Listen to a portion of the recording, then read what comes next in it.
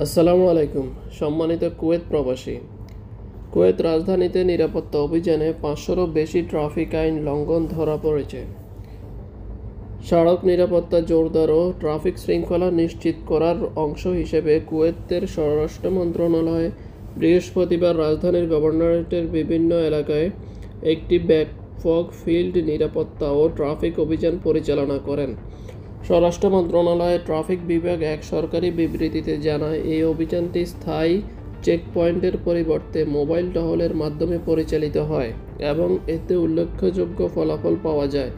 অভিযান চলাকালীন মোট ৫১৯টি ট্রাফিক আইন লঙ্ঘনের ঘটনা নথিভুক্ত হয়েছে এবং ২ জন ওয়ারেন্টভুক্ত ব্যক্তিকে গ্রেপ্তার করা হয়েছে।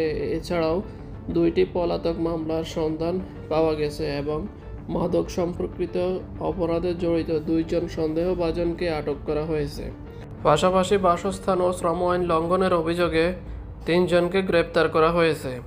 প্রতিবেদনে আলো উল্লেখ করা হয়েছে যে ৮টি ওয়ারেন্টভুক্ত যানবাহন জব্দ করা হয়েছে, ২১টি যানবাহন ট্রাফিক বিধি লঙ্ঘনের কারণে বাজেয়াপ্ত করা হয়েছে এবং একজন ব্যক্তিকে আরও আইনি পদক্ষেপের জন্য ট্রাফিক পুলিশ স্টেশনে হস্তান্তর করা হয়েছে।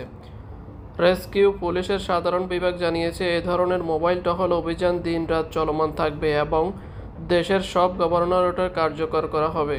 এই উদ্যোগ স্বরাষ্ট্র মন্ত্রণালয়ের বিশেষ করে ট্রাফিক এয়ারফোর্স ও অপারেশন সেক্টরে আইনশৃঙ্খলা বজায় রাখা, সড়ক নিরাপত্তা নিশ্চিত করা এবং সকল সড়ক ব্যবহারকারী সুরক্ষা প্রদানের দৃঢ় অঙ্গীকারের প্রতিফলন। ধন্যবাদ সবাইকে।